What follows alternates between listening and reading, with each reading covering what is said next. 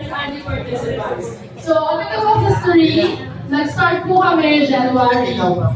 Pagbalik ko po from Singapore kasi I've been a drama teacher din there. Si George. Si George, ako po yun, I invited Andy to attend a bachata class right here! Yes, pwede po. Sa Borilino. So, we danced the night away, and then the rest is history. Yes, nakausap ko po si RC and then sabi ko, sa Singapore meron kasi kaming improv weekly. Walang palya, every Tuesday. Kung gusto mo pumunta, gusto mo maglaro, gusto mo magsaya, pupunta ka doon.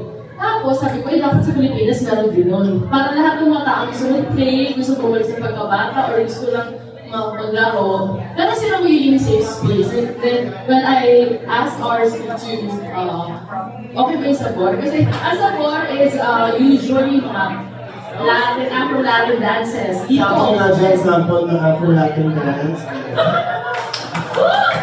Yes! So, Latin thinking, mga salsa, tango, and all. Sabi ko, ako malayo yung improv. Pero they've been so generous to make this our home. So, palakpakan po natin. Thank you very much. And now, sabi ko tayo, after 8 days, after only 8 days, sobrang excited po talaga sila na sa inyo, yung artistry nila, right, George? Imagine 8 straight Sundays, every afternoon, right here, dito nagaganap ang improv workshop ni Andy and Jessica. Yes po. So to start, ang improv po, sino pong first time ang mag-nood ng improv dito? Ayun dami, sa inyo. Almost half. Ano pong improvisation, George? Well, improvisation is living our lives. Kasi ever since we were born, we have been improvising, hindi na natin alam, di ba? It's actually a form of theater that is unscripted, that is made up on the spot, and everything happens uniquely. Hindi na mauulit yung mangyayari ngayong Tama. Yes, tama po si George. Lahat po na mapapanood yung walang script, hindi po planado, at hindi na po ever mauulit. So, thank you po sa pupunta. Makikita niyo po yun. And to start, sa improv po, nag-ask din po kami ng suggestions or prompt. Kasi hindi po magiging kompleto isang improvisation show nang wala po ang audio. So, pwede po ba kayo marinig po malakpak? Yay!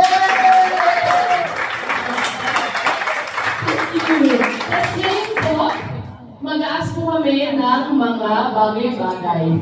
Starting from A to Z. Can you explain it further, George? For example, can you give us a, nabigyan tayo ng category, category. For example, Anong nakikita mo sa loob ng bag mo? Letter A. Let's start with letter A. Alcohol.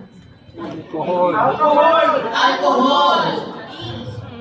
Okay. B. Ano yung kasi sa pag-walk sa letter B?